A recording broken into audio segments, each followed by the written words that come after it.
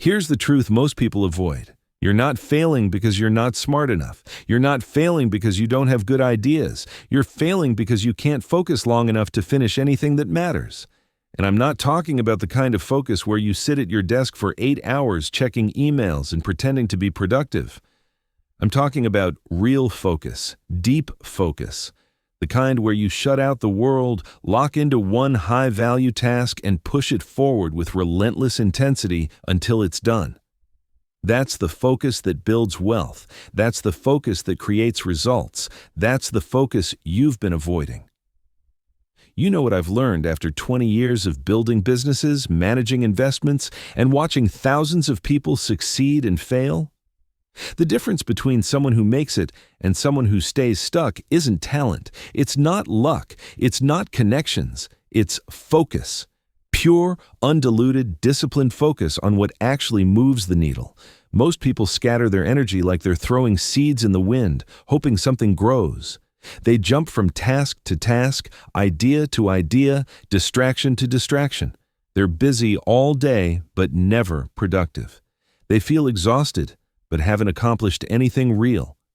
And at the end of the year, they look back and realize they're in the exact same place they were 12 months ago. If you're tired of living that way, if you're tired of feeling like your potential is being drained by 1,000 small distractions, if you're tired of watching other people win while you stay stuck in the same loop, then you're in the right place. This isn't a book about time management. This isn't about productivity hacks or morning routines or buying a better planner. This is about something deeper. This is about reclaiming your attention from a world that's designed to steal it.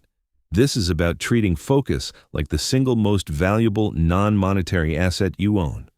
Because that's exactly what it is. When you can't focus, you can't build. When you can't build, you can't grow. When you can't grow, you stay exactly where you are. And staying where you are while life moves forward is the same as going backward. Here's what we're going to do. We're going to dismantle every excuse you've been using to justify your distraction. We're going to expose the habits that are bleeding your attention dry. We're going to build a system, a contract with yourself that ring-fences your most valuable hours for deep, uninterrupted work. And we're going to turn focus from something you hope to have into something you control. By the end of this book, you won't be the person who gets pulled into every notification, every conversation, every shallow task that doesn't matter. You'll be the person who protects their attention like a fortress. You'll be the person who produces real results while others are still planning. You'll be the person who understands that focus isn't a gift you're born with. It's a discipline you build. Let's start with the foundation most people get wrong. Chapter 1. Face the truth about your scattered attention. You have to clean up your focus before it ruins your future. That's the first truth about attention that most people avoid. They avoid it because it's uncomfortable. They avoid it because facing reality takes honesty.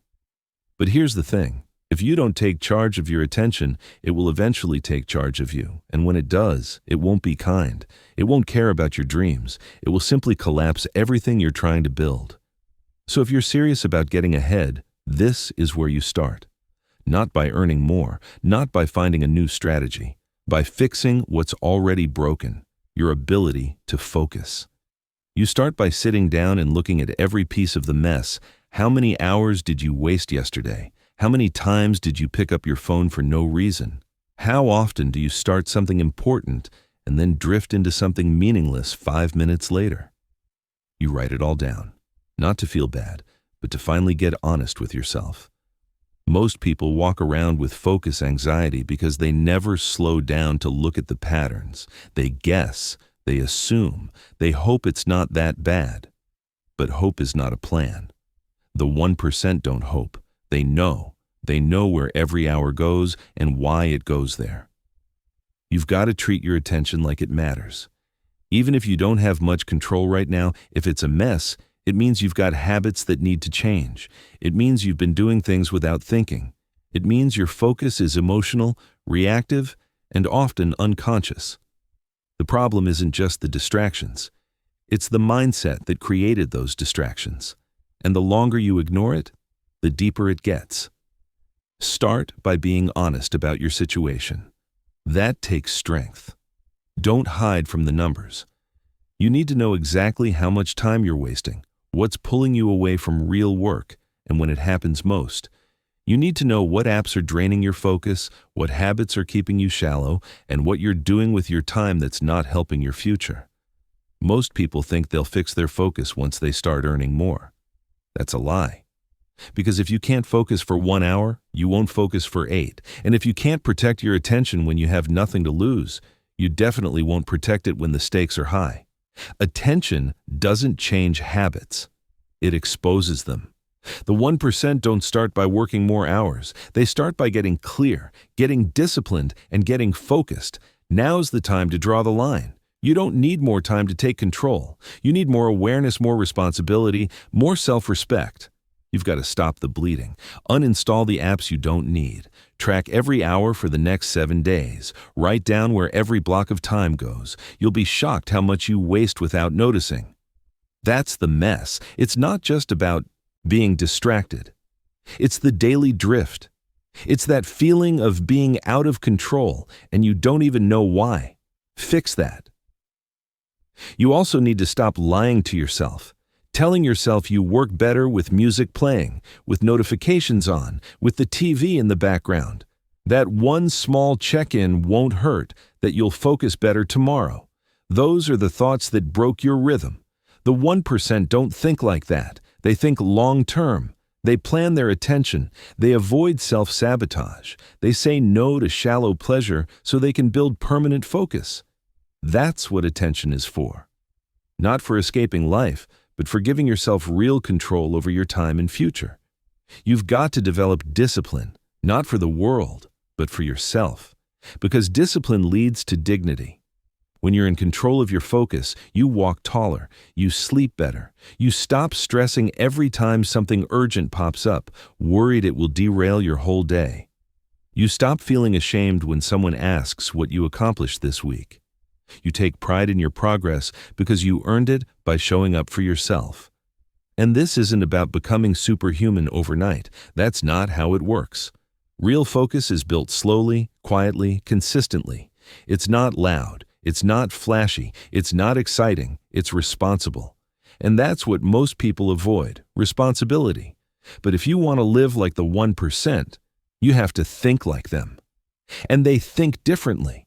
They don't ignore problems. They solve them. They don't blame the world. They fix their habits. They don't live in denial. They live in data, clarity, and truth. So you start today. You look at the hours. You look at your habits. You look at your results. You admit the truth. Maybe it's not good. Maybe it's embarrassing. But you face it anyway. Because the pain of honesty is better than the pain of regret. And when you start fixing your focus, you start fixing your life. Your relationships get better, your stress drops, your confidence rises. Why? Because you're no longer hiding. You're no longer lying to yourself. You're doing the work. Cut the waste. Stop pretending it's okay to live distracted while wasting time on things you don't need. That's not normal. That's survival. The 1% don't survive. They build, they plan, they create margin, and you can do the same. You can stop reacting to distractions and start controlling them. You can stop hoping things improve and start making them improve.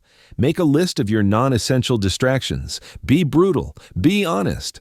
Do you really need that social media app, that streaming service always on? That habit of checking your phone every 5 minutes? Every minute you waste today is a minute you'll wish you had tomorrow. Don't wait until you're in crisis. Clean it up now while you still have the power to decide. If your focus is out of control, it's not because you're a bad person. It's because you've built habits that aren't working. That's fixable. But only if you stop ignoring it. Nobody will do this for you. Nobody's coming to rescue you. Your boss won't fix it. Your phone won't fix it. Only you will. And that's the good news because it means you're in control. Start where you are.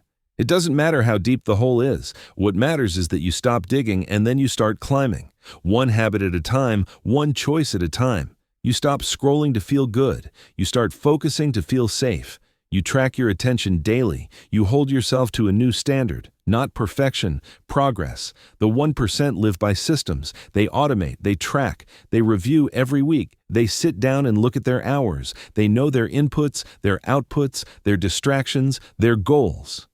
That's not boring. That's power. You need to build that system for yourself. Pick a day every week. Review your focus. Update your habits. Ask yourself, am I getting better or worse? If it's worse, fix it. If it's better, keep going. The moment you take your attention seriously, everything changes. You stop feeling like a victim. You start feeling like a builder.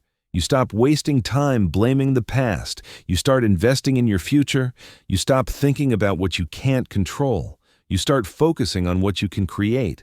That shift from reacting to building is what separates the 1% from everyone else. And don't wait until you feel ready. You'll never feel ready. Start while it's messy. Start while it's hard. Start while it's scary. The longer you wait, the worse it gets. So decide now. You're done living in distraction. You're done wasting attention. You're done ignoring the truth. From now on, you live like someone who respects their future.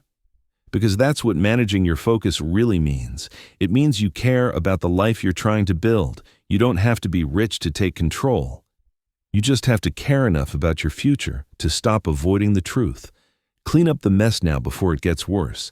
That's how you start thinking like the 1%, not by chasing more, but by fixing what's already broken. Because if you don't fix the foundation, it doesn't matter how many strategies you learn. The cracks will grow, the stress will multiply, and sooner or later the whole thing will fall apart. Don't let it come to that. Clean it up now. Clean it up for good. Then build something that lasts. That's the difference. That's the mindset. That's how the 1% do it, and so can you. Chapter 2. Understand that distraction is a choice, not a condition. Most people never get ahead because they never learn to respect their attention. They use it. They waste it. They chase every shiny object, but they don't respect it. And when you don't respect something, it doesn't stay with you. That's why so many people work all day and accomplish nothing. They earn and waste, year after year. It's not about luck. It's not about the world. It's about how they treat their focus. If your attention is always scattered, you have to stop and ask, what kind of relationship have I built with my focus? Because if you treated your best friend the way you treat your attention, they would have left a long time ago.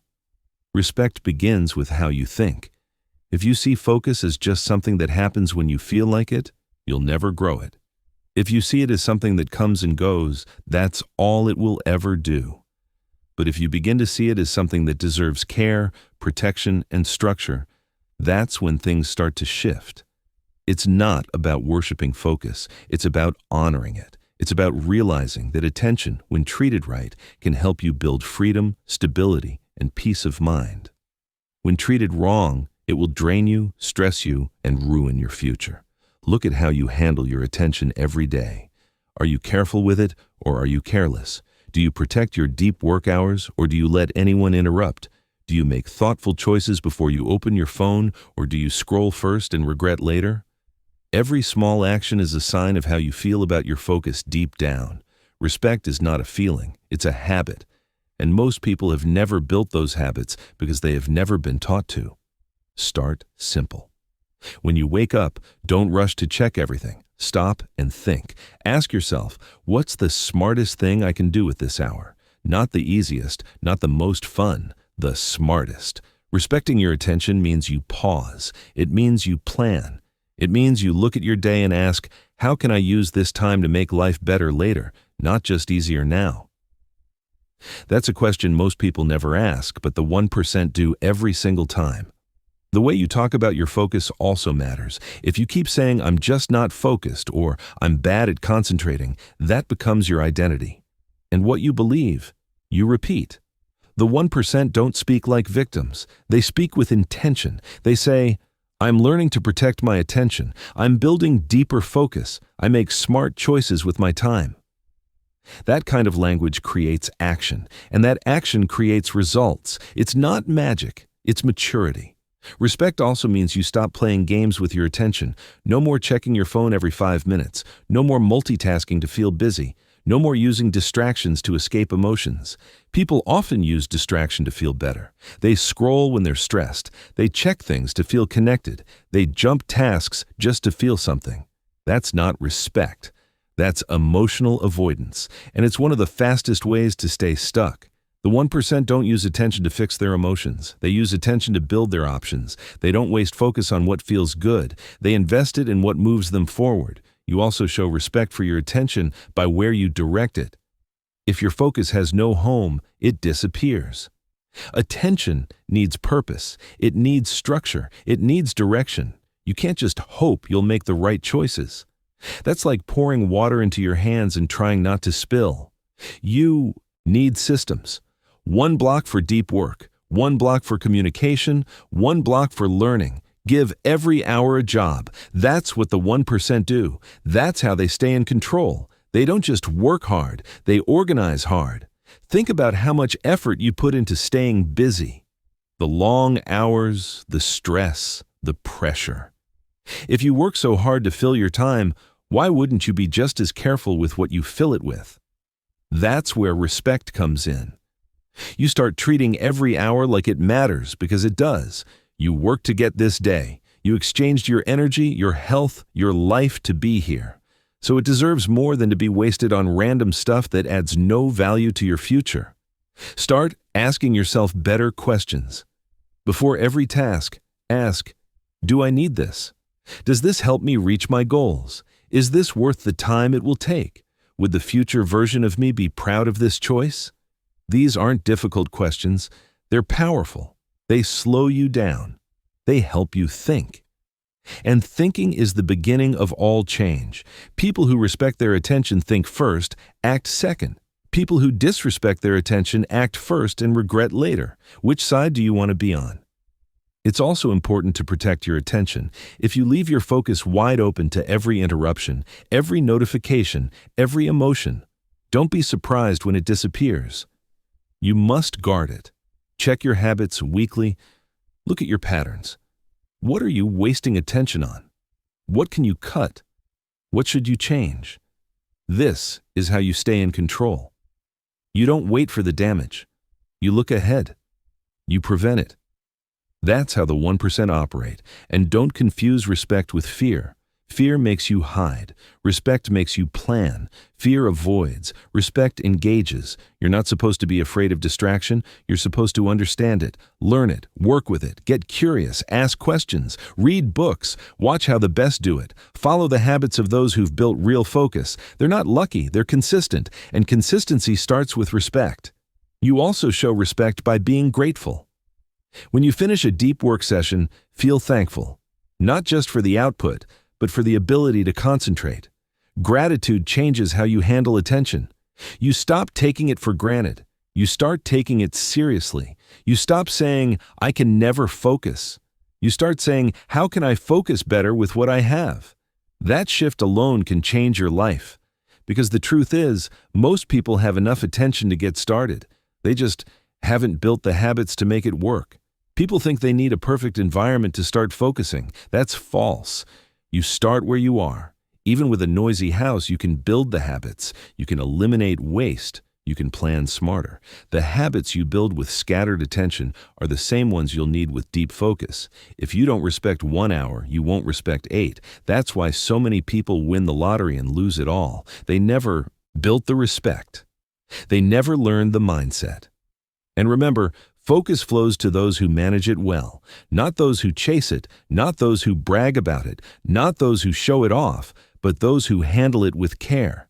You don't have to be flashy. You don't have to be impressive. You just have to be responsible.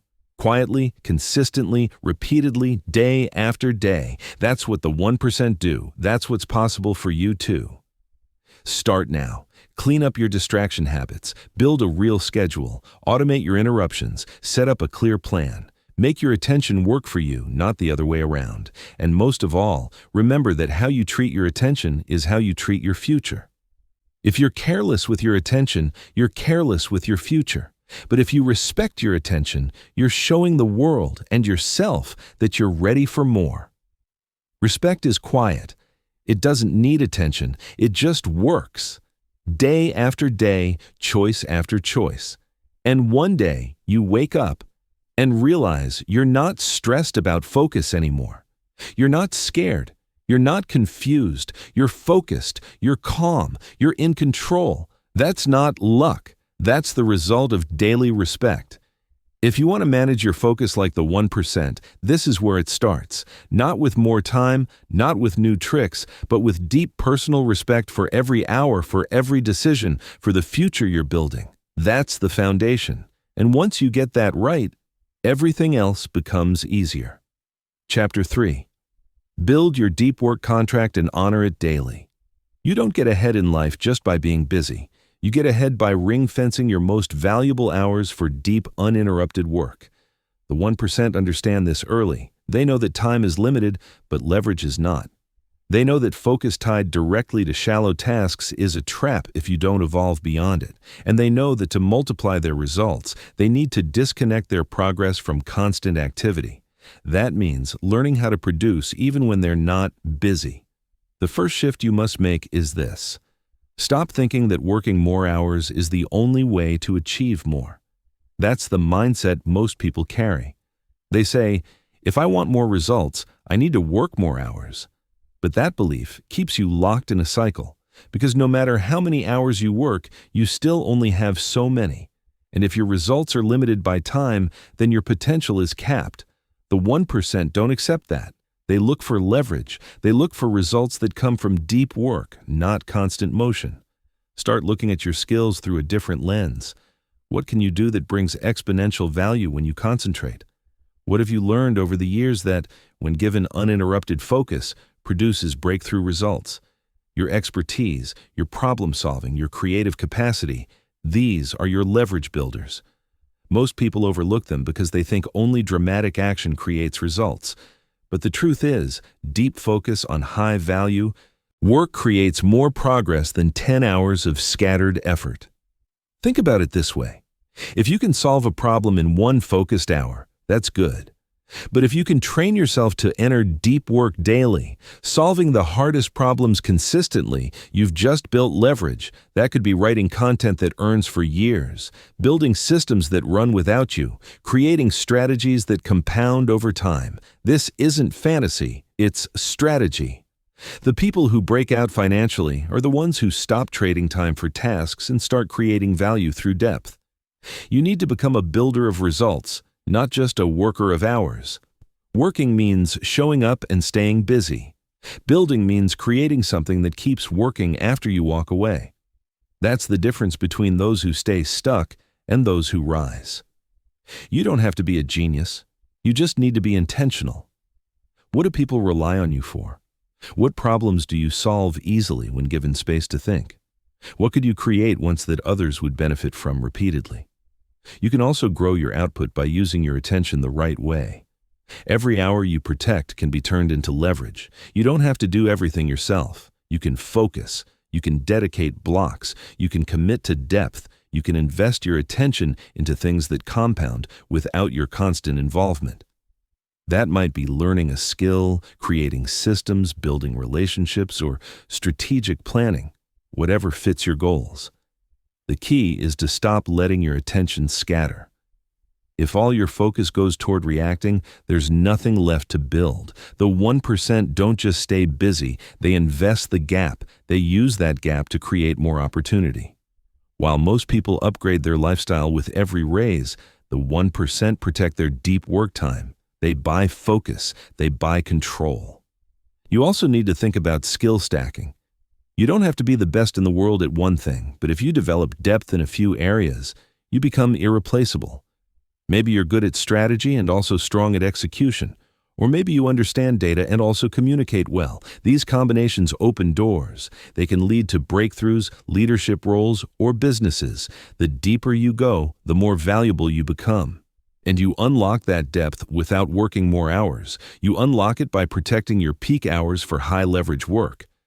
Ring fencing is another game changer. The 1% protect their deep work time like it's sacred. They block calendars, they turn off notifications, they remove low-value tasks. They build systems that eliminate daily decisions. This frees up their mind for bigger moves. If you spend all your time on shallow work, you'll never break through. But if you automate the noise and focus your energy on deep creation, your results naturally start rising. You stop feeling busy and start becoming effective in ways that actually move the needle. Another area where people miss out is commitment. They undervalue their focus. They give their best hours away. They're afraid to block time for themselves. But here's the truth. If you want to grow your results, you must protect your attention. You must understand your worth in the attention economy and stop settling for constant interruptions. This is not arrogant. This is accuracy. If you know what you bring when you're focused, guard that time with your life. The 1% don't compete on being the busiest. They compete on being the most effective. You also need to surround yourself with people who think about leverage. If everyone around you believes more hours equal more results, that thinking will infect you. But if you spend time with people who talk about systems, depth, and strategic focus, you'll start seeing new paths. Your environment either limits or expands. Choose it wisely. Join groups, read books, follow people who've built what you want to build through deep work, not just hustle. Track your progress. This part matters. Set output goals, not just time goals. How much did you create in deep work? How much leverage did you build? Is it moving your goals forward? The goal isn't to work more hours. The goal is to create more value per hour. And you measure the quality of your work, not just the quantity. You also need to build patience. Deep work growth doesn't happen in a week. It takes time to train, time to learn, time to fail and adjust. But once it's working, the payoff is massive. You don't have to grind forever. You build it once and it starts producing again and again. Maybe it's slow at first, one breakthrough insight, one strong output. But that proves it works. Then you optimize, then you scale, then you watch it grow. Don't fall into the trap of always being busy. Busyness is not success. It's often avoidance. It feels productive, but it's usually reactive. Step back and ask, where is my attention going? What am I creating that lasts beyond today? If you're just surviving each day, you'll stay in survival mode. But if you carve out time to build, to think, to design deep work, you move toward wealth. You have more options than you realize. You can teach what you know deeply. You can build something valuable. You can solve problems at a higher level. The question is not, can I? The question is, will I take it seriously enough to start? Don't wait for perfect timing. Start small. Start with what you know. Build one deep work block daily. Protect it like your life depends on it, because it does. Every hour of deep work counts. Every session of uninterrupted focus counts. Every choice to go deep instead of staying shallow counts. You don't need to impress anyone. You need to build your capacity. And the best way to build capacity is through daily proof of depth. If you want to grow without adding hours, then commit to depth. Commit to protecting your peak energy. Commit to treating focus as your most valuable asset. Because it is. Chapter 4. Cut the shallow work that drains your leverage. Shallow work is poison. It feels like progress, but it's a trap. And most people spend their entire lives doing it without realizing that's why they never get ahead. Shallow work is any task that doesn't require deep concentration, doesn't create lasting value, and could be done by almost anyone. Checking email, scrolling feeds, attending pointless meetings, reorganizing your desk. Busy work that fills time but produces nothing. The problem is that shallow work feels productive. You're moving, you're responding, you're handling things.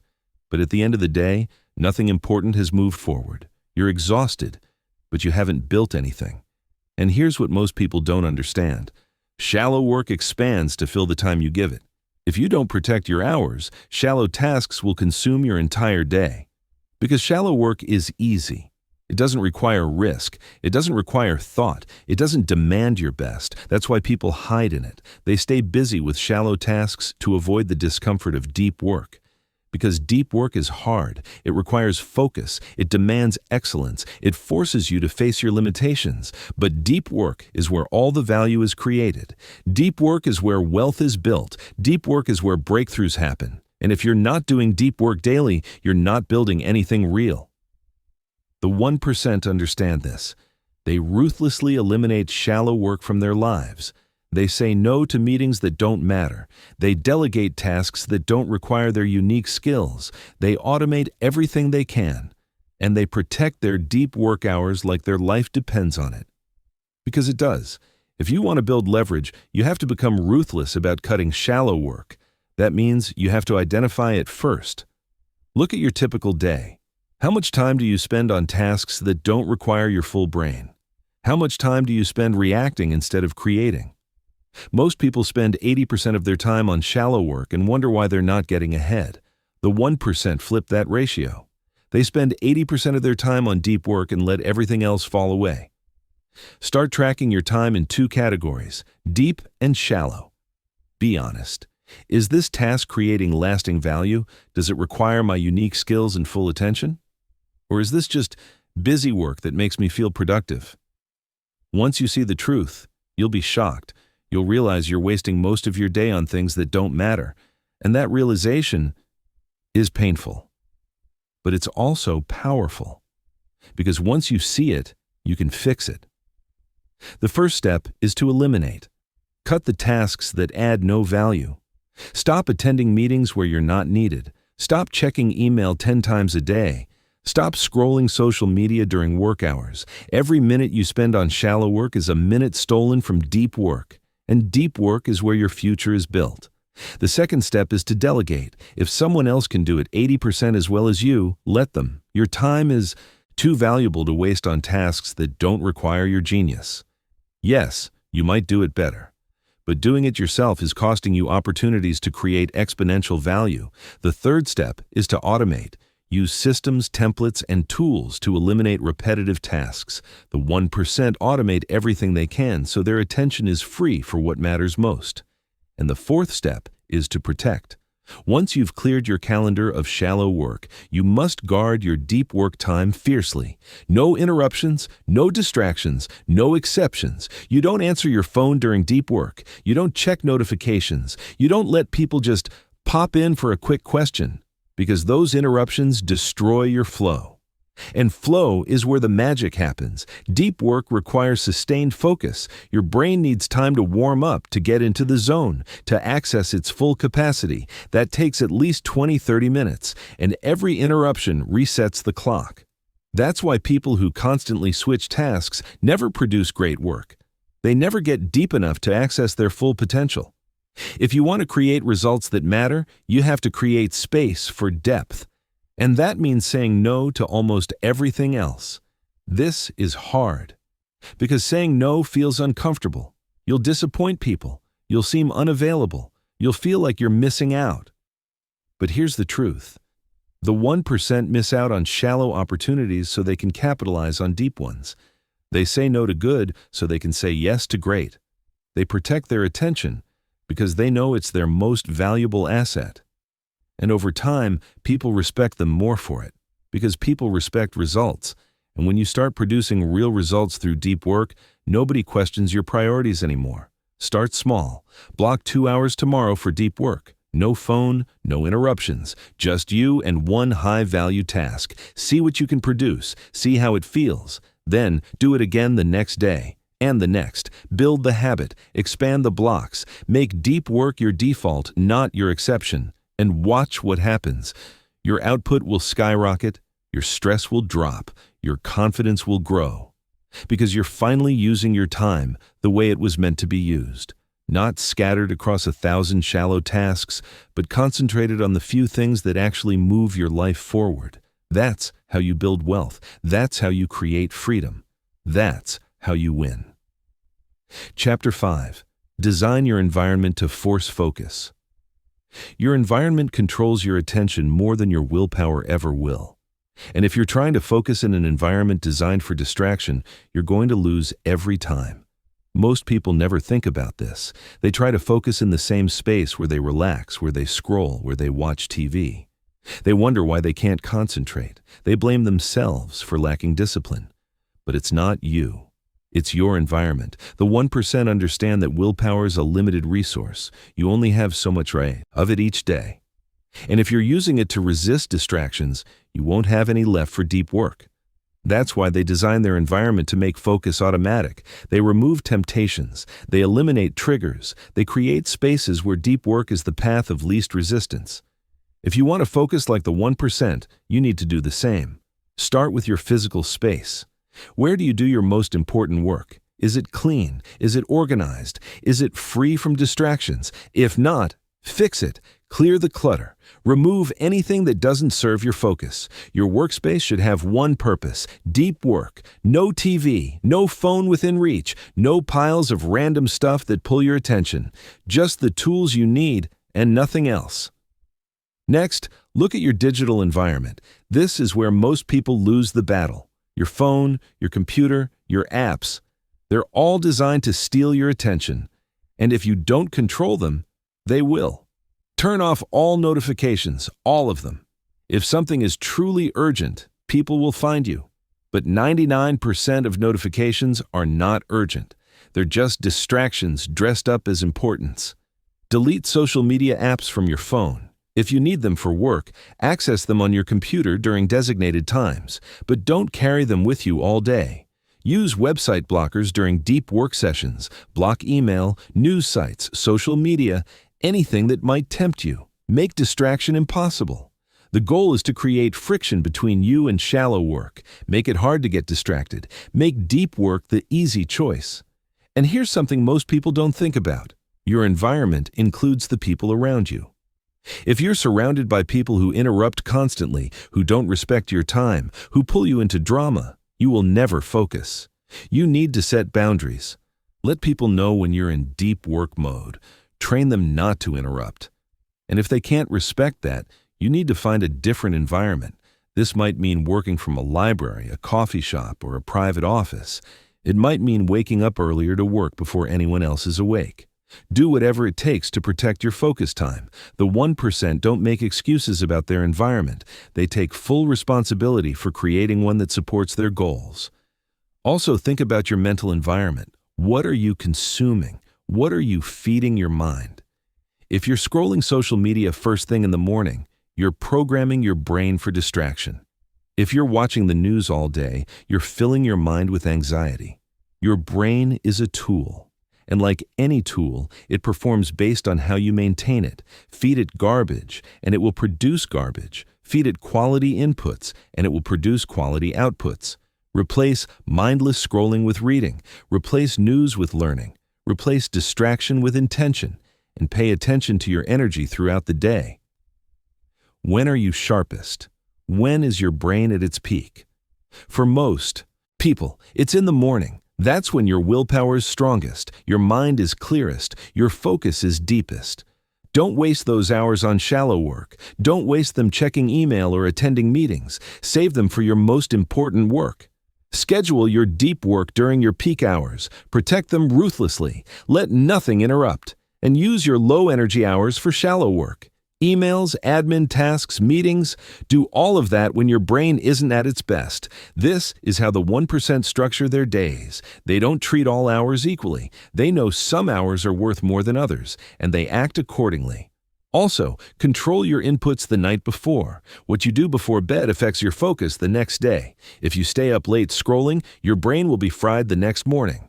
If you watch violent or stressful content, you'll wake up anxious. Create a wind-down routine. Read something valuable. Reflect on your day. Prepare for tomorrow. Go to bed early. Sleep is the foundation of focus. If you're not sleeping enough, nothing else matters. You can have the perfect environment, the perfect schedule, the perfect systems. But if you're exhausted, you won't be able to focus. The 1% prioritize sleep. They know it's not a luxury. It's a necessity. Finally, remove decision fatigue. The more decisions you have to make, the less willpower you have for deep work. That's why successful people wear the same clothes every day, eat the same breakfast, follow the same routines. They eliminate unnecessary decisions so their brain can focus on what matters. Do the same. Automate as much as possible. Create systems. Build routines. Make your environment so structured that focus becomes automatic. Because here's the truth, you will never outdiscipline a bad environment. No matter how motivated you are, if your environment is pulling you toward distraction, you will lose. But if you design your environment correctly, Focus becomes effortless. You won't have to fight yourself every day. You'll just sit down, start working, and produce. That's the power of environment. And that's how the 1% win. Chapter 6. Train your brain to enter deep work fast. Your brain is lazy. That's not an insult. That's biology. Your brain is designed to conserve energy, to take shortcuts, to avoid hard work whenever possible. And deep work is hard work. It requires sustained concentration, mental effort, and the willingness to sit with discomfort. That's why most people never develop the ability to focus deeply. They let their brain stay in easy mode. They never train it. They never push it. And because of that, they never access their full capacity. But here's what you need to understand. Focus is a skill. And like any skill, it can be trained. The 1% know this. They don't wait for focus to happen. They don't hope their brain will cooperate. They train it systematically until deep work becomes automatic. And you can do the same. The problem is that most people have trained their brain for the opposite.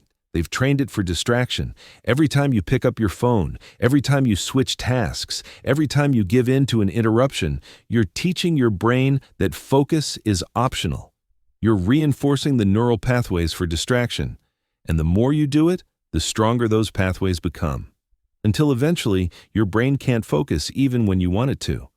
That's why people who spend all day scrolling can't sit down and read for 30 minutes. That's why people who constantly multitask can't complete one deep work session. Their brain has been trained for shallow work, and now that's all it knows how to do. But the good news is this. You can retrain it. You can build new pathways. You can teach your brain to enter deep work fast and stay there longer. It starts with understanding how your brain works. Your brain operates in two modes, focused mode and diffuse mode. Focused mode is when you're locked in, concentrating intensely on one task. Diffuse mode is when your mind wanders, when you're relaxed, when you're not thinking about anything specific. Both modes are necessary. But most people spend almost all their time in diffuse mode. They never activate focused mode. They never give their brain the signal that it's time to work. That's what you need to change. You need to create a trigger, something that tells your brain it's time to focus. This could be a physical location, a specific time, a ritual, or a combination of all three. The 1% use triggers religiously. They go to the same place, they sit in the same chair, they use the same routine, and their brain learns. When this happens, we focus. It's the same principle as Pavlov's dog. You're conditioning your brain to enter deep work on command. Here's how to do it. First, choose your focus trigger. It could be as simple as making a cup of coffee, putting on headphones, or opening a specific notebook. The trigger itself doesn't matter. What matters is consistency. Every time you're about to start deep work, you do the trigger. Every single time, no exceptions. Your brain will start to associate the trigger with focused work. And over time, the trigger alone will put you in the right mental state. Second, start small. Don't try to do 4 hours of deep work on day one. Your brain isn't ready for that. Start with 25 minutes. Just 25 minutes of uninterrupted focus on one task. Set a timer. Work until it goes off. Then take a break. That's it. Do this every day and gradually increase the time. Go from 25 minutes to 35, then to 45, then to 60. Build your focus muscle slowly. Most people fail because they try to do too much too soon. They burn out, they get frustrated, and they quit. Don't make that mistake. Third, eliminate all distractions before you start. Don't rely on willpower during your focus session. Remove the temptation ahead of time. Phone in another room. Computer notifications off. Door closed. Website blockers active. Make it impossible to get distracted. Because here's the truth. Every time you resist a distraction, you're using willpower. And willpower is limited. You only have so much. Don't waste it fighting distractions. Eliminate them completely. Fourth, work on one thing only. Not two things. Not three things. One thing. Your brain can only focus deeply on one complex task at a time. If you're switching between tasks, you're not doing deep work. You're doing shallow work that feels deep. Pick your most important task, the one that will create the most value if completed, and work on that until your session is done. Nothing else matters. Fifth, Track your sessions, keep a log, write down how long you focused, what you worked on, and how it felt. This creates accountability. It shows you your progress, and it reinforces the habit. You'll start to see patterns. You'll notice what time of day works best. You'll see what triggers are most effective. You'll identify what distractions keep pulling you away, and you can adjust. The 1% track everything. They measure their deep work hours like athletes measure their training. Because what gets measured gets improved. Now, here's something most people don't know. Your brain needs fuel to focus. If you're not eating right, if you're dehydrated, if you're running on caffeine and sugar, you won't be able to focus deeply.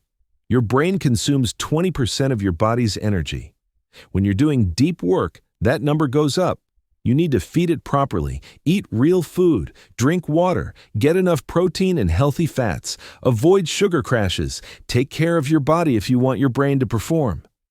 Also, movement matters. Your brain works better after physical activity. That's why some of the most productive people take walks, exercise in the morning, or do brief movement breaks between deep work sessions. You don't need to run a marathon. Just move. Get your blood flowing. Give your brain the oxygen it needs. And here's something critical. You need to rest your brain between deep work sessions. Deep work is exhausting. Your brain needs recovery time. That's when the diffuse mode kicks in. That's when your subconscious processes what you learned. That's when insights happen. Don't try to do deep work all day. You can't. No one can. Even the best in the world max out at 4 to 5 hours of deep work per day. That's the limit. So do your deep work. Then rest. Take a real break. Go for a walk. Sit in silence. Let your brain recover. Then do another session. Quality over quantity. Always. You also need to be patient. You won't become a focus master overnight. It takes time. Most people need at least 30 days of consistent practice before they notice real improvement. Some need 60 or 90 days. But here's what happens when you stick with it.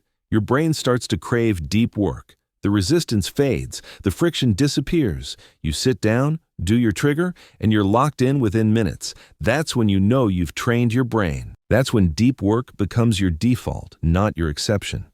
And once you reach that point, everything changes. Your productivity skyrockets. Your stress drops. You produce more value in less time. You have energy left at the end of the day. You feel in control. Because you are in control. You've taken back your attention. You've trained your brain. You've built the skill that most people will never develop. Start today, right now. Pick your trigger. Schedule your first 25-minute session. Make it non-negotiable. And do it again tomorrow, and the next day, and the next. Build the habit, train the muscle, earn the skill. Because once you can enter deep work fast, once you can sustain it for hours, once you've trained your brain to focus on command, you've unlocked a superpower that most people don't even know exists. That's your competitive advantage. That's your path to the 1%. That's how you win. Chapter 7. Use the power of single tasking to multiply results.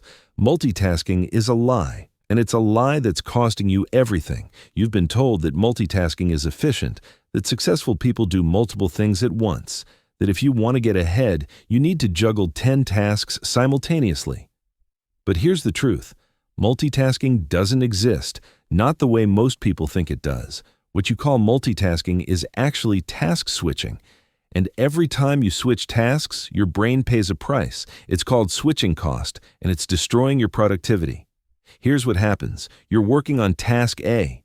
Your brain is engaged, making connections, accessing relevant information. Then you switch to task B. Your brain has to disengage from task A, clear its cache, and load everything for task B.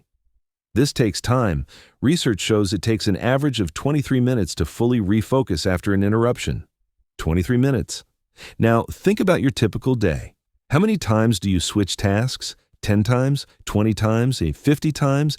Every single switch costs you 23 minutes of deep focus, and you wonder why you're not productive. You wonder why you feel exhausted but haven't accomplished anything. It's because you're constantly switching. You're paying the switching cost over and over, and your brain never gets deep enough to do real work. The 1% understand this. They don't multitask, they single task. They work on one thing at a time with full concentration until it's done or until they hit their time limit. Then they take a break. Then they move to the next task. This is how they produce exponential results, not by doing more things, by doing one thing completely.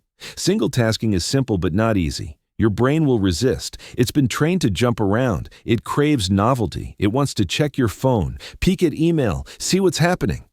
But you have to retrain it. You have to teach it that jumping around is not allowed anymore, that we work on one thing until it's done. Here's how. First, choose your one task, not your 5 most important tasks. Your one task. The single most important thing you could do today. The thing that, if completed, would make everything else easier or unnecessary. That's your one thing. Everything else can wait. Second, eliminate all other tasks from your awareness. Close all tabs except the one you need. Put your phone in another room. Tell people you're unavailable. Make it physically impossible to switch tasks. Third, set a clear time limit. You're going to work on this one task for X minutes. Not until I feel like stopping. Not until I get tired. For X minutes. Commit to the time. Fourth, work only on that task for the entire duration. No checking email, no quick texts, no just looking something up real quick. Only the one task. Your brain will scream at you. It will beg for distraction. It will tell you that you need to check something urgent. It's lying. Nothing is that urgent. Push through. Stay with the one task. This is how you build the single tasking muscle. Fifth, when the timer goes off, stop. Take a break. Let your brain rest. Then, if needed, you can work on another task. But here's the key. You work on tasks sequentially, not simultaneously. One after another. Never at the same time. Most people fear single tasking because they think they'll get less done. But the opposite is true. When you single task, you get more done in less time. Because you're not paying the switching cost. Because your brain can go deep. Because you're accessing your full capacity. 1 hour of single tasking produces more value than 3 hours of multitasking. Every time. The 1% know this. That's why they're so productive. Not because they work more hours, because they work smarter hours, focused hours, deep hours. And here's something else. Single tasking improves quality. When you're fully present on one task, you notice details, you catch mistakes, you make better decisions, you create better work. Multitasking creates sloppy work because your brain is divided. You miss things. You make errors. You produce mediocre results. If you want excellence, you need focus. And focus requires single tasking. Now, I know what you're thinking, but I have so many things to do. I can't just work on one thing all day. You're right. You have multiple responsibilities. But you don't have to do them all at once. You schedule them. You batch them. You handle them one at a time. That's the secret. The 1% don't do fewer things. They do things differently. They group similar tasks together. They handle them in dedicated blocks. And they never, ever multitask. Email, 1 block. Meetings, 1 block. Deep work, 1 block. Each gets full attention during its time. Nothing bleeds into anything else. This is called time blocking, and it's how you preserve single tasking throughout your day. You also need to respect the natural rhythm of your brain. Your brain can't sustain deep focus indefinitely. It needs breaks. It needs recovery. That's why the Pomodoro technique works so well. 25 minutes of focused work, 5 minutes of rest. Or 50 minutes of work, 10 minutes of rest. Whatever ratio works for you. The key is the break. You need it. Your brain needs it. Don't skip it. Don't power through. Rest is part of the process. During the break, move, walk, stretch, get away from screens. Let your brain diffuse. Then come back refreshed for the next single tasking session. And here's what will happen. Over time, your capacity for single tasking will grow. What started as 25 minutes will become 45, then 60, then 90. You'll train your brain to sustain focus longer, and your results will compound. But you have to start. You have to commit to one task. You have to resist the urge to multitask. Because every time you multitask, you're training your brain for distraction. Every time you single task, you're training your brain for focus. Which habit do you want to build? The choice is yours. But understand this. You can't build wealth with a distracted mind. You can't create leverage with scattered attention. You can't reach the 1% by doing what everyone else does. You need an edge. Single tasking is that edge. It's simple, it's powerful, and it works. Start today. Pick your one task, set your timer, block your distractions, and work, just work, on one thing with full attention until it's done. That's how you multiply results. That's how you build momentum. That's how you win. Chapter 8. Protect your peak. Hours like your life depends on it. You have approximately 2 to 4 hours of peak mental performance every day. That's it. 2 to 4 hours where your brain is at its absolute best, where your focus is sharpest, where your creativity is highest, where you can do your best work. These are your peak hours, and they are the most valuable hours of your day. More valuable than any meeting, more valuable than any email, more valuable than any distraction. If you waste your peak hours on shallow work, you're throwing away your future. The 1% understand this. They protect their peak hours with absolute ruthlessness. Nothing gets in. No meetings, no calls, no interruptions, only deep work. Because they know something most people don't. You can't make up for lost peak hours. Once they're gone, they're gone. You can work all night, but your brain will never be as sharp at 10 p.m. as it was at 9 a.m. Your peak hours are non-renewable. That's what makes them so valuable. So the question is, what are you doing with yours? For most people, the answer is depressing. They waste their peak hours on low-value tasks. They check email first thing in the morning. They attend meetings. They handle admin work. They let other people's priorities dictate their day. And by the time they get to their important work, their peak hours are gone. Their brain is tired, their focus is shot, and they wonder why they can't produce great results. It's because they've already given away their best hours to tasks that don't matter. If you want to join the 1%, you have to flip this. You have to guard your peak hours like your life depends on it, because your future does depend on it. Here's how. First, identify your peak hours.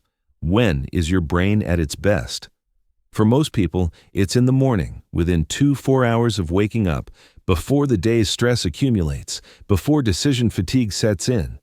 But you might be different. Some people peak in the afternoon. Some peak late at night. It doesn't matter when. What matters is that you know.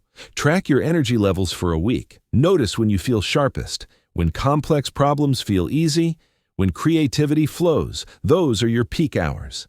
Second, block your peak hours for deep work only, not shallow work, not meetings, not email, deep work. This is non-negotiable. Your calendar should show those hours as completely unavailable. No one gets access, nothing interrupts. If someone asks for a meeting during your peak hours, you say no. If an email comes in, it waits. If your phone rings, it goes to voicemail. Your peak hours are sacred. They're reserved for your most important work, the work that builds your future. Third, prepare the night before. You can't waste peak hours deciding what to work on. You need to know exactly what you're doing before you start. The night before, identify your one most important task for tomorrow, the task that will create the most value, the task that requires your best thinking. Write it down. Make it specific. So when you wake up, there's zero decision-making. You just execute. Fourth, eliminate all friction. Make it as easy as possible to start deep work during your peak hours. Your workspace is ready, your tools are prepared, your environment is optimized, no distractions, no clutter, no barriers between you and your work. The 1% remove friction everywhere they can. They don't rely on willpower. They engineer their environment for success. Fifth, defend your peak hours against interruptions. This is where most people fail. They block the time, but they don't defend it. Someone asks a question, they answer. A meeting request comes in, they accept. An emergency pops up, they handle it, and their peak hours disappear. You have to be ruthless. During peak hours, you are unavailable, period. Unless the building is on fire, it can wait. Train people to respect your boundaries. Let them know you'll be responsive later, but not during your peak hours. At first, they'll resist, they'll test you, but if you hold firm, they'll adapt. And here's what will happen. Your productivity will explode. In those 2 to 4 peak hours, you'll produce more value than most people produce all week, because you're using your brain when it's at its best, because you're working on what matters most, because you're not interrupted. That's the power of protecting your peak hours. Now, what about the rest of your day? Use it for shallow work, email, meetings, admin tasks. Handle all of that during your non-peak hours. Don't waste mental energy feeling guilty about relegating these tasks to off-peak time. That's smart strategy. That's how you maximize your overall output. You're not saying these tasks don't matter. You're saying they don't require your peak brain. And they don't. The 1% structure their entire day around this principle. Peak hours for deep work. Everything else fits around it, not the other way around. And here's another key insight. Protecting your peak hours forces you to be more selective about what you work on. You can't work on 10 things during your peak hours. You can only work on 1, maybe 2. So you have to choose. You have to identify what truly matters. You have to say no to good opportunities so you can say yes to great ones. This is how the 1% operate. They're not busy, they're focused. They work on fewer things, but they do them exceptionally well. Because they're doing them during their peak hours, when their brain is firing on all cylinders, when they can access their full capacity. You also need to protect your peak hours from yourself. Don't check email. Don't browse the internet. Don't let your mind wander to easier tasks. Your brain will try to escape. Deep work is hard. It's uncomfortable. It demands everything you have. But that discomfort is where the value is. That's where breakthroughs happen. That's where you create work that matters. Push through the discomfort. Stay with the task. Trust the process. And here's the final truth about peak hours. The more you use them for deep work, the longer they last. You're training your brain to sustain peak performance. Over time, 2 hours becomes 3, then 4, then 5, but only if you protect them. Only if you use them wisely. Only if you treat them like the precious resource they are. Because they are precious. They're your competitive advantage. They're your path to the 1%. They're how you build a future that most people can't even imagine. So starting tomorrow, protect your peak hours. Block them. Defend them. Use them only for your most important work. And watch what happens. Watch your results multiply. Watch your stress decrease. Watch your confidence soar. Because when you protect your peak hours, you're not just protecting time, you're protecting your future.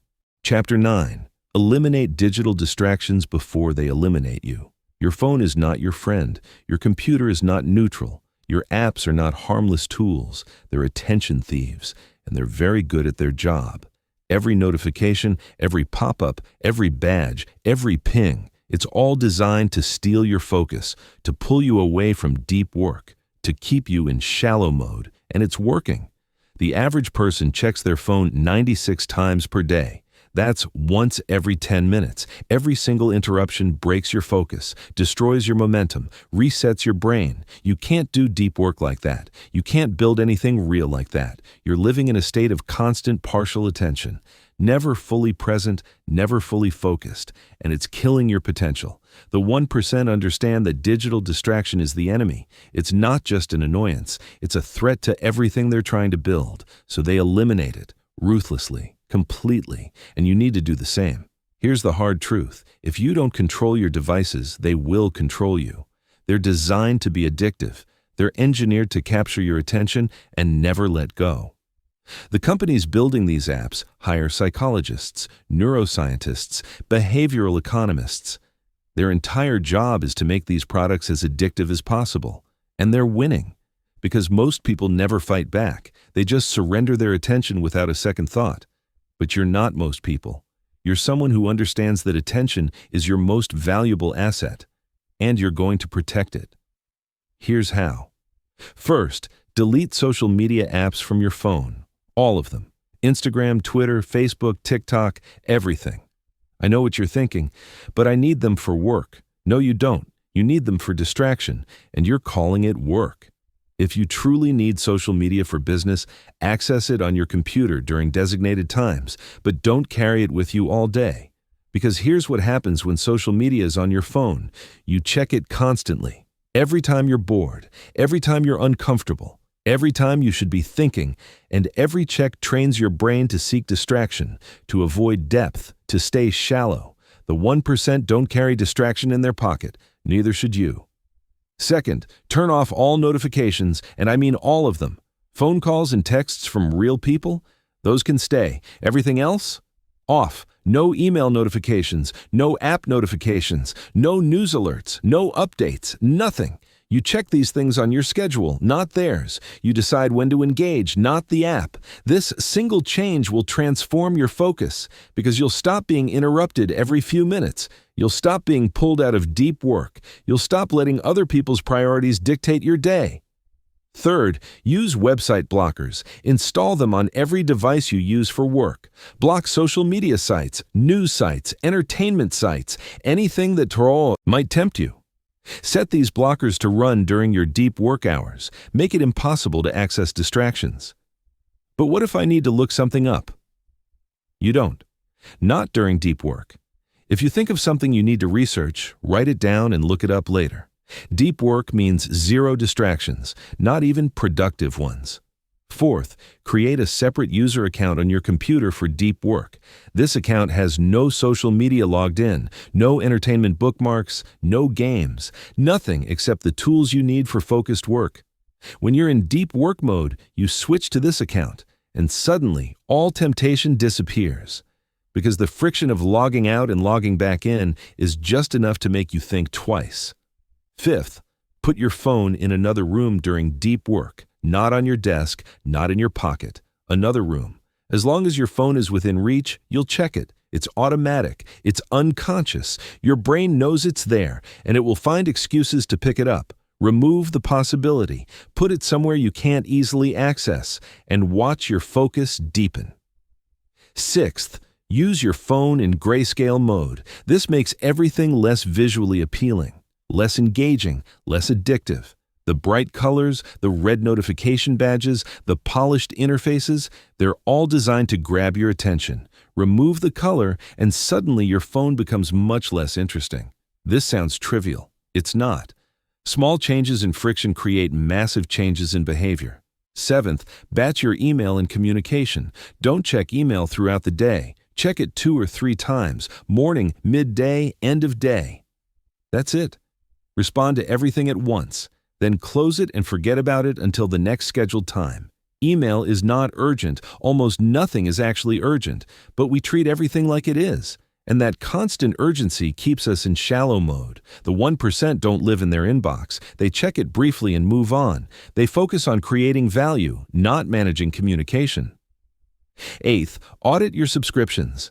How many newsletters do you get? How many YouTube channels are you subscribed to? How many podcasts download automatically? Most of it is noise. Cut it. Unsubscribe from everything that doesn't directly serve your goals. Your attention is limited. Stop filling it with input you don't need. Ninth, replace bad habits with good ones. You're going to feel the urge to check your phone. That urge won't disappear immediately, so replace it. Every time you want to check social media, read a book instead. Every time you want to browse the internet, work on your most important task instead. Build new neural pathways. Train your brain to seek depth instead of distraction. And 10th, be honest about your addictions. If you can't go 2 hours without checking your phone, you're addicted. If you feel anxious when you can't access social media, you're addicted. If you mindlessly scroll, even when you're trying not to, you're addicted. Admit it. Face it. And then do something about it. The 1% don't let devices control their behavior. They take full responsibility. They set boundaries. They build systems. And they stick to them. Digital distraction is a choice. You're choosing to stay distracted. You're choosing to remain shallow. You're choosing to waste your potential. Or you can choose differently. You can choose depth. You can choose focus. You can choose to eliminate digital distractions before they eliminate your future. Because that's exactly what they're doing. Every day you spend distracted is a day you're not building anything real. A day you're not moving toward the life you want. How many more days can you afford to waste? The 1% made their choice years ago. They eliminated digital distractions. They took back their attention. They built lives worth living. Now it's your turn. Start today. Delete the apps, turn off the notifications, block the websites, put your phone away, reclaim your attention, reclaim your focus, reclaim your future. Because once you eliminate digital distractions, you'll realize how much time you actually have, how much you can actually accomplish, how much better your life can actually be. The distractions want you weak. They want you scattered. They want you stuck. Fight back Eliminate them and win. Chapter 10. Build a morning routine that anchors your focus. How you start your day determines how you finish it, and most people destroy their focus before 8 a.m. They wake up and immediately check their phone, email, social media, news, messages. Within 5 minutes of opening their eyes, their brain is flooded with other people's priorities, problems, and noise. And then they wonder why they can't focus the rest of the day. Your brain is most vulnerable in the morning. It's in a highly suggestible state. Whatever you feed it first thing will shape your entire day. If you feed it stress, distraction, and shallow content, that's what you'll get all day. But if you feed it clarity, focus, and intention, that's what will carry you forward. The 1% understand this. They don't leave their mornings to chance. They build routines that anchor their focus. That set them up for deep work, that give them complete control over their day. And you need to do the same. A focus-anchoring morning routine isn't about waking up at 4 a.m. It's not about cold showers and meditation and journaling for 2 hours. It's simpler than that. It's about doing a few key things that prime your brain for depth, that protect your attention, that create momentum. Here's what works. First, don't check your phone for at least 1 hour after waking. This is non-negotiable. Your phone is the enemy of focus, and checking it first thing trains your brain to seek distraction all day. Instead, leave your phone in another room overnight, or at least put it on airplane mode. Give yourself 1 clean hour before the digital world gets access to your attention. During that hour, you're building focus. You're creating space. You're anchoring yourself before the chaos begins. Second, move your body. Physical activity wakes up your brain. It increases blood flow. It releases hormones that improve focus and mood. You don't need an intense workout. A 10-minute walk works. Some stretching works. Light exercise works. The goal is just to move, to get your body and mind connected. The 1% almost all exercise in the morning, not because they're health nuts, because they know it improves their cognitive performance for the rest of the day. Third, hydrate. Your brain is 73% water. When you're dehydrated, even slightly, your focus suffers, your processing speed drops, your memory weakens. You wake up dehydrated. You haven't had water in 7-8 hours. So drink water first thing, 16-32 ounces, before coffee, before anything else.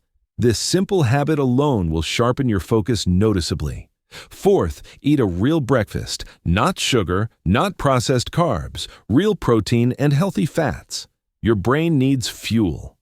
If you skip breakfast or eat garbage, your brain won't have the energy for deep work. You'll crash mid-morning. You'll reach for more caffeine and sugar, and your focus will never stabilize. The 1% fuel their brain properly. They don't rely on stimulants alone. They eat real food that sustains energy. Fifth, review your priorities. Before you start your day, before you check email, before anyone else gets access to you, decide what matters most today. What's your one most important task? What deep work session will you complete? What will move your goals forward? Write it down. Make it specific. Lock it in. This 5-minute review ensures that you control your day instead of reacting to everyone else's agenda. Sixth, do your deep work first. Before email, before meetings, before shallow tasks, during your peak hours. This is the whole point of the morning routine, to prepare you for deep work, to anchor your focus so you can produce your best work.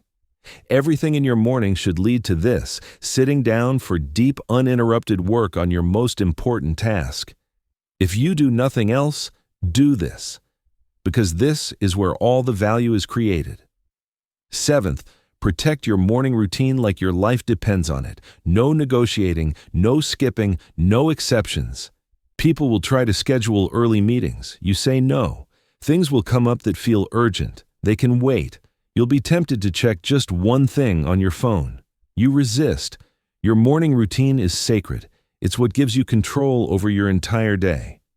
The 1% never compromise on this. They know that without a solid morning routine, the day controls them. With it, they control the day. And here's what happens when you build this routine and stick to it for 30 days. Your focus improves dramatically. You enter deep work faster, you sustain it longer, you produce better results, your stress decreases, you stop feeling overwhelmed because you're not reacting anymore. You're leading your day. Your confidence grows. Because you're consistently showing up for yourself. You're doing what you said you'd do. And that builds self-trust. Your results compound, one focused morning after another, week after week, month after month. The progress adds up faster than you can believe. But none of this happens if you don't protect your mornings. If you keep waking up and immediately surrendering your attention to your phone, nothing will change. You'll stay distracted, you'll stay reactive, you'll stay stuck. The choice is yours. But understand this. Your morning routine is the foundation of everything. Get it right, and everything else becomes easier. Get it wrong, and you'll fight distraction all day. The 1% win their days in the morning. Before most people are even awake, you can do the same. But you have to commit. You have to build the routine. You have to protect it, and you have to start tomorrow. Set your alarm. Put your phone in another room. Prepare for movement. Have water ready. Know your priority. And when you wake up, follow the routine, no matter what, no matter how you feel, no matter what's happening. Build the habit, anchor your focus, take control of your day, because once you own your mornings, you own your life. Chapter 11. Leverage boredom to strengthen your attention. Muscle. Boredom is uncomfortable. That's why most people avoid it. The moment they feel bored, they reach for their phone. They turn on the TV, they scroll, swipe, click, anything to escape the discomfort. And every time they do this, they weaken their ability to focus. Because here's what most people don't understand. Boredom is not the enemy. Boredom is the training ground. It's where your attention muscle gets stronger. It's where you build the capacity for deep work. Every time you run from boredom, you're teaching your brain that discomfort is unacceptable. That you need constant stimulation, that you can't just sit with yourself and your thoughts, and that training destroys your ability to focus deeply. Think about it. Deep work is boring. It's you, alone, working on one thing for hours. No notifications, no variety, no external stimulation, just sustained concentration on a single task. If your brain has been trained to escape boredom immediately, how will it ever handle deep work? It won't. The moment things get uncomfortable, it will seek distraction, and your focus will collapse. That's why the 1% don't run from boredom. They embrace it, they use it, they leverage it to strengthen their attention muscle, and you need to do the same. Here's the truth. Your tolerance for boredom directly correlates with your capacity for deep work. The more comfortable you are with boredom, the longer you can sustain focus. It's that simple. So if you want to improve your focus, you need to practice being bored. Deliberately, systematically. Here's how.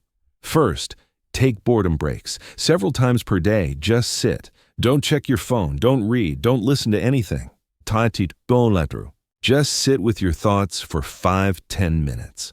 Your brain will hate this at first. It will scream for stimulation. It will manufacture urgency. It will tell you this is a waste of time. Ignore it. Sit anyway. Let the discomfort wash over you. Don't react to it. Just observe it. This is meditation, but we're not calling it that because meditation sounds intimidating. This is just sitting, being bored, on purpose. And what's happening is this. You're training your brain that boredom is okay, that you don't need constant stimulation, that you can be comfortable with discomfort. This is the foundation of deep work capacity. Second, eliminate low-grade distraction from your life. These are the little hits of stimulation you don't even notice. Checking your phone while waiting in line, scrolling while your coffee brews, listening to podcasts during every drive. Stop filling every moment. Let some moments just be empty. Let yourself be bored while you wait. Let yourself think while you drive. These small moments add up. Every time you choose boredom over distraction, you're strengthening your attention muscle. The 1% don't need constant input. They're comfortable with silence, with empty space, with their own thoughts. That comfort is what allows them to focus for hours without needing external stimulation. Third, take long walks without your phone. No music, no podcasts, no calls, just you and your thoughts.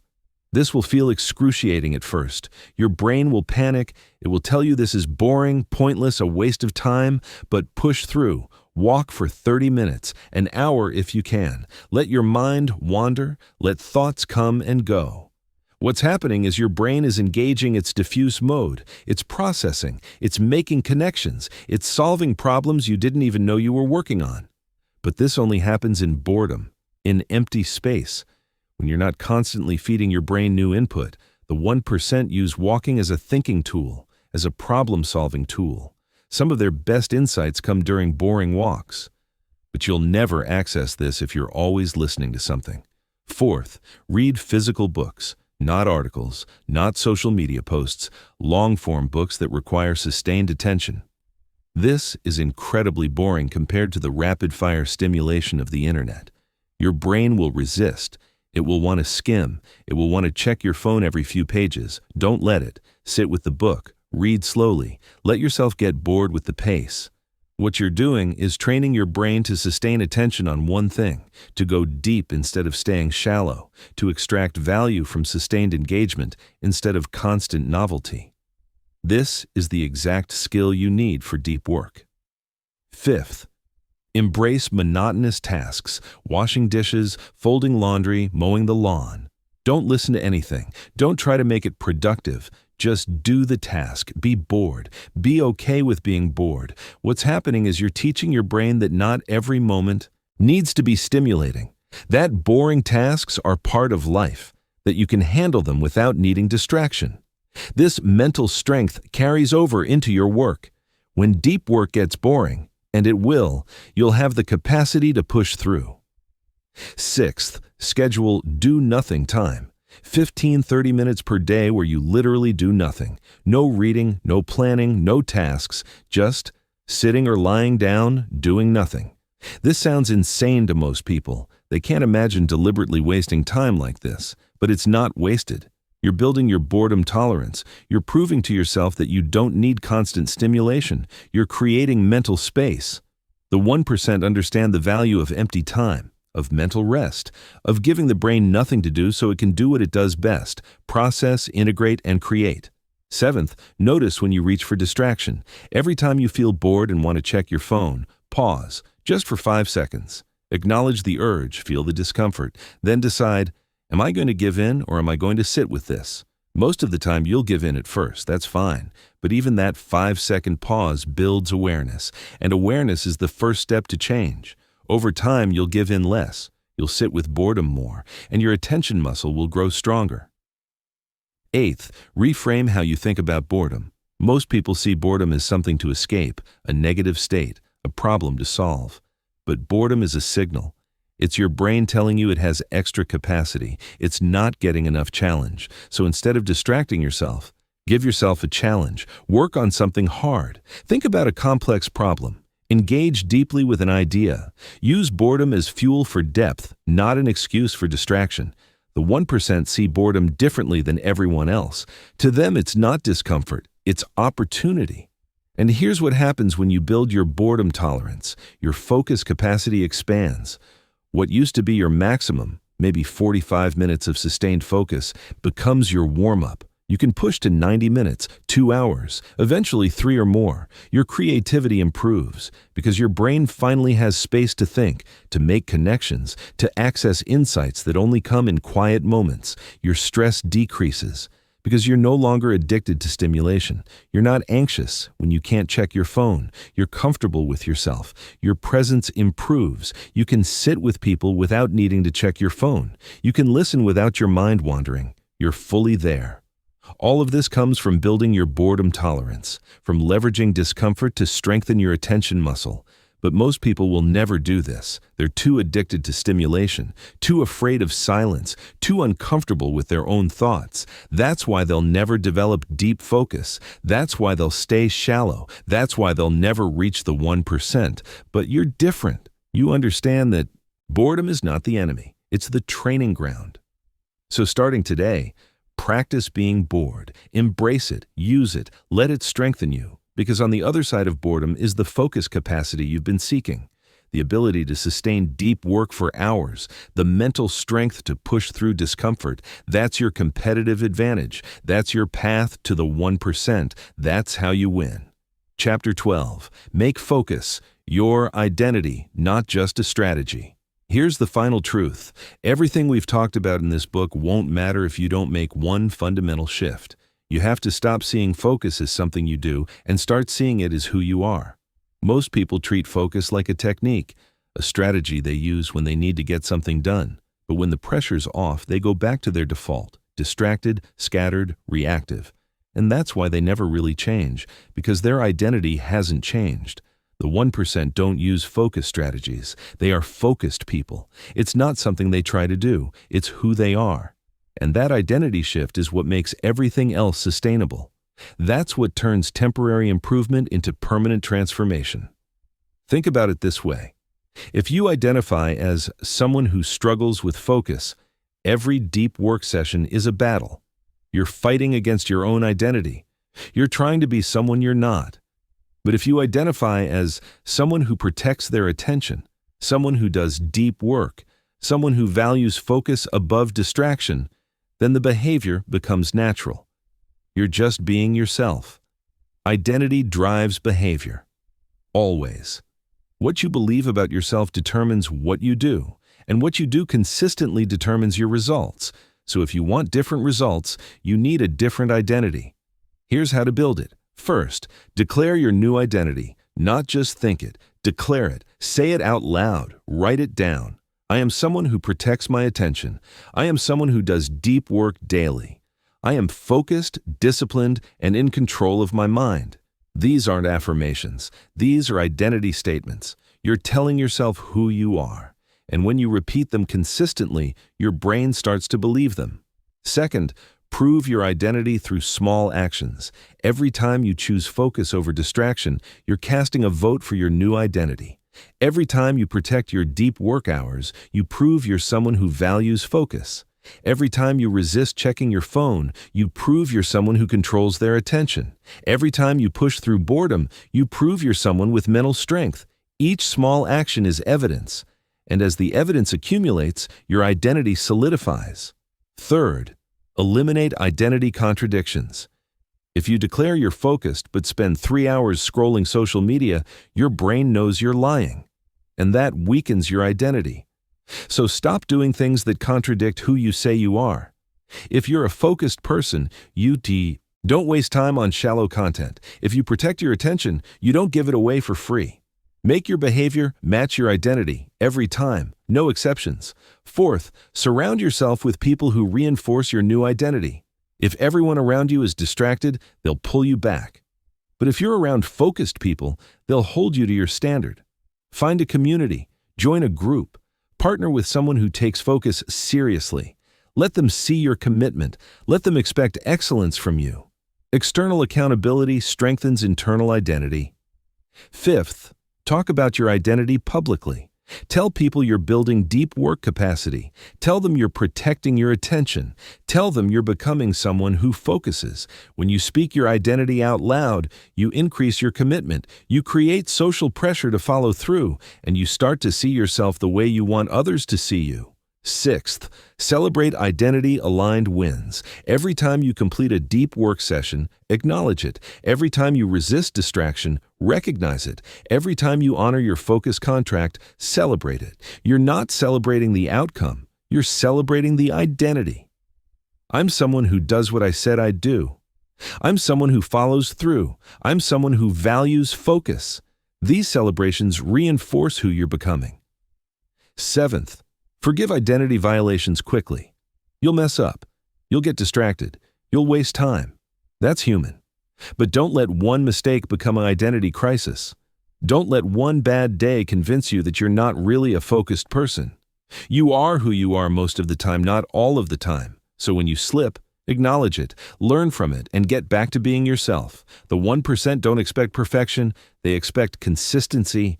And they know that consistency over time beats perfection in the moment. Eighth, review your identity regularly. Once a week, ask yourself, did I live according to my identity this week?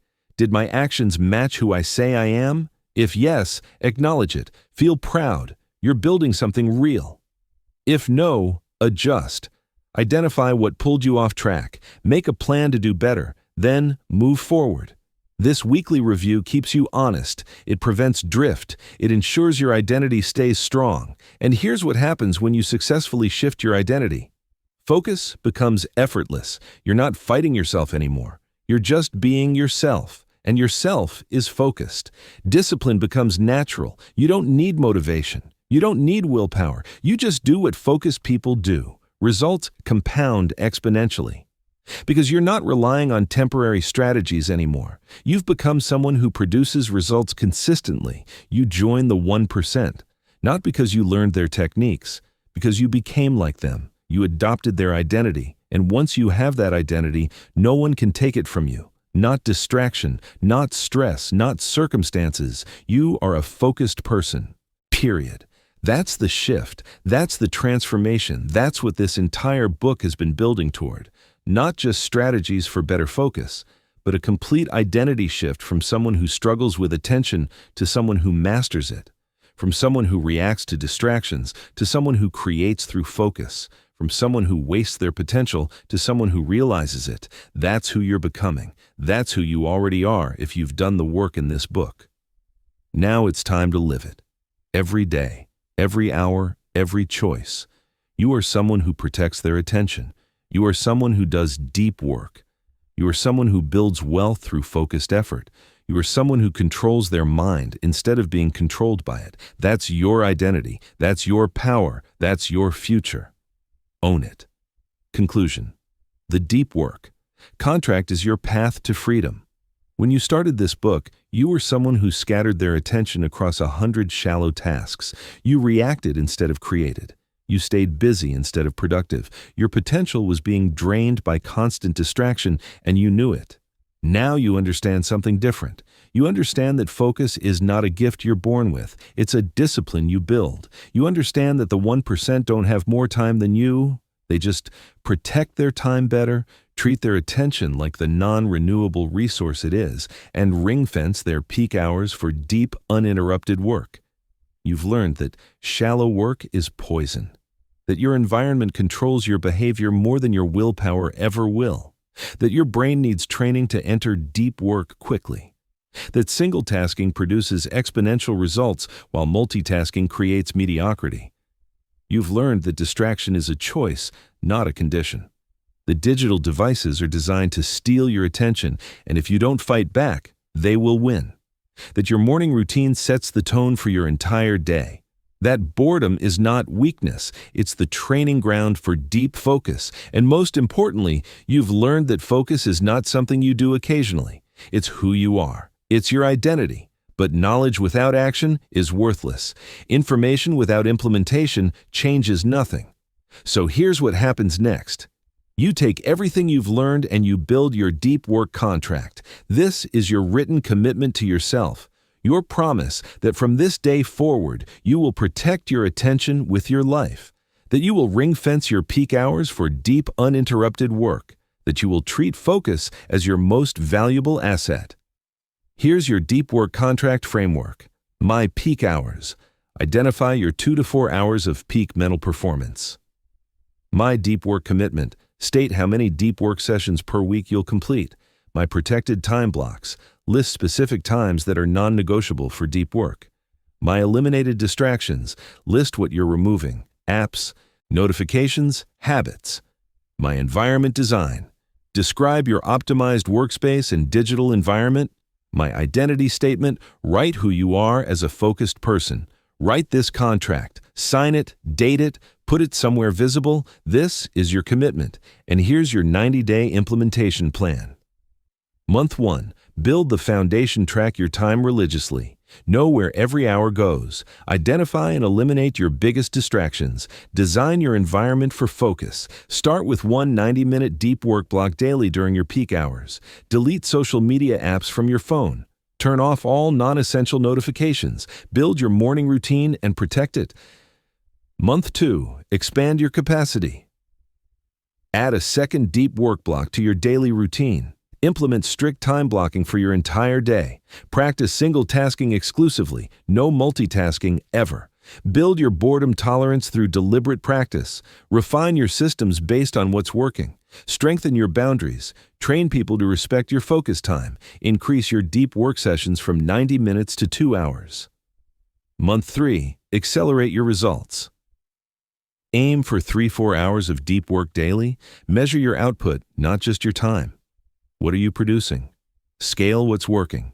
Eliminate what's not. Review your progress weekly. Adjust your systems. Solidify your identity as a focused person. Share your results. Teach others what you've learned. Commit to maintaining this for life, not just 90 days. And here's your first action, the move you make today, right now, before you close this book. Tomorrow morning, before you check your phone, before you open email, before you do anything else, complete one 90-minute deep work session. Set your timer for 90 minutes. Pick your most important task, the one that will create the most value for your future. Eliminate all distractions. And work with complete focus until the timer goes off. Do that every single day for the next 30 days. Don't negotiate. Don't make exceptions. Don't wait until you feel ready. Just do it. And watch what happens. By day 7, you'll notice your focus improving. By day 14, deep work will start feeling natural. By day 30, you'll have produced more valuable work than most people produce in 6 months. And by day 90, you'll look back at the person you were when you started this book and barely recognize them. Because you'll have transformed from someone who was controlled by distraction into someone who controls their attention completely.